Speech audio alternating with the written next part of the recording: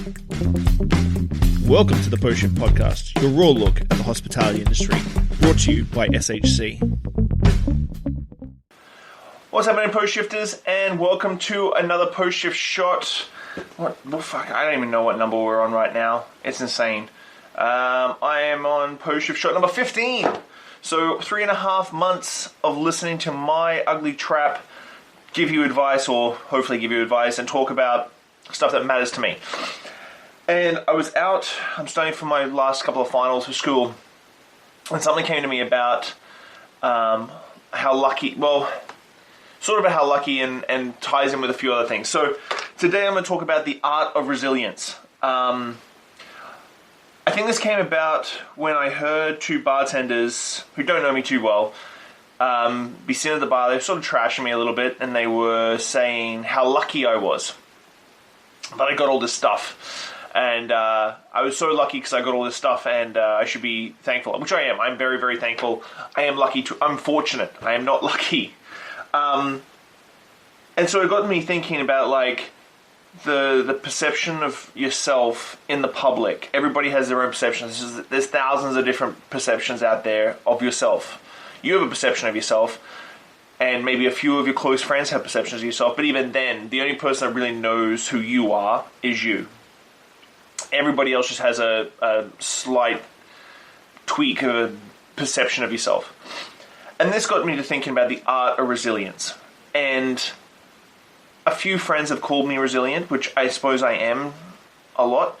But I wouldn't say I'm lucky. I'm saying I'm fortunate. Like, I started working full-time when I was 13 years old with the family business doing landscaping, and I would wake up in the morning at 5 a.m., go to, like, load a truck full of sod, turf, whatever you want to call it, and then catch the bus to school, go to school, come home, change back into my work clothes, go work till 10 o'clock, 11 o'clock at night, come home, do the same thing every day, 7 days a week, since I was 13 years old, all through high school. I did okay in high school. I wasn't anything crazy, but I did well enough in high school. Got a scholarship off to university, which I declined, which you always look back and you go, okay, well, hindsight's 20/20, but where would you be if you didn't decline that and be big fork in the road? I left home when I was about 17, 18 years old. I had a falling out with my father. And I still look up to him and respect him a ton, but I had a falling out, which definitely fractured my relationship with my family to a degree that has never been really put back together in a good way. So I left home with $700 in my pocket. I went and found a couch of a friend to sleep in while they were at university. Sleep in, sleep on. I got my first job as a junior handyman at a 4-star hotel, and started working because I had landscaping experience, so I did a lot of garden work and so on and so forth. And one night, they asked me, do you have your black and whites? We were short someone for a wedding. I'm like, okay, cool. Let's do it. And that's how I started in the industry. But that's not really what the point of the talk is that the art of resilience is how you bounce back after shit hits the fan. So everybody's heard me talk about Clive's. I left Clive's in 2013 to open up Little Jumbo with a number of investors. We spent, looking back, way too much money on that as my first endeavor. Way too much money. I was 33. Someone offered to take me to the ball, and I fucking went full out. And it almost broke me. About 15, 16 months later, my business partner hostily took me over, kicked me out. Tons of back room board meetings with the other investors, and like just walked in one day, slapped a fucking piece of paper down and said, you're done, you're out. And I lost my first restaurant.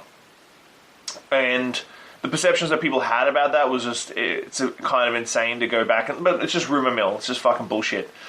He also slapped a 3-month non-compete where I wasn't allowed to work anywhere in Victoria, and a 2-year non-compete where I wasn't allowed to open anything in Victoria. So regardless of the perceptions and the rumors and the bullshit, I couldn't work for 3 months. And if you've been listening to any of my podcasts or have met me ever, you understand how much that is not good for my psyche, because at the end of the day, I like to work. It's something that I enjoy doing. It is something that doesn't necessarily define me, but it's something that deep down inside I need. And so after 3 months of bullshit, I get to start working again. And so people are like, oh, you walked away. I walked away with nothing from Little Jumbo. They took my personal collection of alcohol, a whole bunch of my intellectual property. I wrote my second book while I was there, and then that got told that I couldn't use that either. Because it was intellectual property of Little Jumbo and the Little Jumbo Corporation. And so I had to figure out how to bounce back and get over what I had, people's perceptions of myself. And I had that thousands of perceptions coming into my head and distilling down to and crowding my voice of what I was. Then I did Olo with Brad and Sahara, which was great, until Liquor Inspector came in, off a tip-off, and confiscated half my beverage program. So went from climbing, then down again. And I've had ups and downs like that, throughout my career. And I was fortunate enough to do FTW with Shane and Jill from Clark & Company. But the hotel fucked up our license. And 4 months later, we got closed down. But you got to bounce back. And so, for me, the art of resilience has to come down to your inner voice, your inner interpretation of yourself, to be stronger than everybody else's. And to not put up with the fucking crap and bullshit and politics and the whispers and the blah, blah, blah that goes around. And that's really hard to do. All the stuff that I'm doing now is based off the fact that last year in September, I went back to school. I was sort of sitting adrift again. I had a good job at Pagliacci's, but I just didn't feel complete, if you will. So I went back to school and started doing school again. And then I started listening to Gary Vee. I listen to him regularly. I've told everybody to start listening to Gary Vee because it is something that will change your life. It'll rewire your brain. And it rewired my brain. And so I started really tackling who the fuck I am.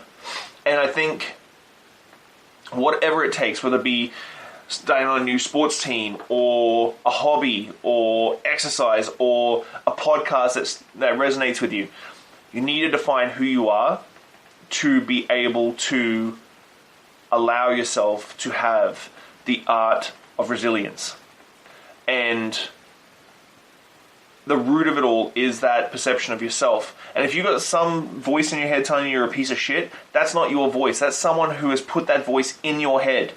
Like, that's someone else, your parents, the industry, because it's fucking a load of fucking bullshit that's usually in drama that's associated with the hospitality industry. But you need to accept who you are and fucking own it, double down on it, and then figure out how to capitalize on what you know and what you do for the benefit of you. So I think I'm going to tie this off in a nice little bow so I can be finished up before 10 minutes. But the art of resilience is all about your voice. Your voice in your head, how you perceive yourself. Fuck everybody else. Do what makes you happy and double down on what you're good at and continue doubling down on what you're good at. And build your own perception of yourself and create this picture of yourself in your head for your head to tell you what to do. I think that's probably the best advice I can give when it comes to the art of resilience. I know it's something a little bit different, but I had to get it down because people call it luck, but I fucking work my ass off. Like, I work 100 hours a week and there's no fucking luck about it. I sacrifice a shit ton. I sacrifice my family. I sacrifice friends. I sacrifice personal time. But I'm happy. And if you think that things are going to be handed to you, it's not going to happen. You've got to work fucking hard and punch it and punch it and punch it. When you think you've punched it hard enough, you've got to punch it again. But that's my little take this week. Hope you're enjoying the podcast. Thank you very much for everything everybody's done. I'm completely 100% grateful. Keep pushing. Keep figuring out what you want in life and be happy. That's the best I can say, is just be happy. So, see you later on this week. Have a good week, guys. Bye. Thanks for listening, Post Shifters. I hope you enjoyed that episode. I really enjoy sitting down with friends and peers and just chatting about the industry and getting down to the nuts and bolts of what's really going on out there. Make sure you like, subscribe, comment, everything on all the platforms. Just hit it up and I'll do my best to answer any queries or questions you have. I'll see you next week, guys. Bye.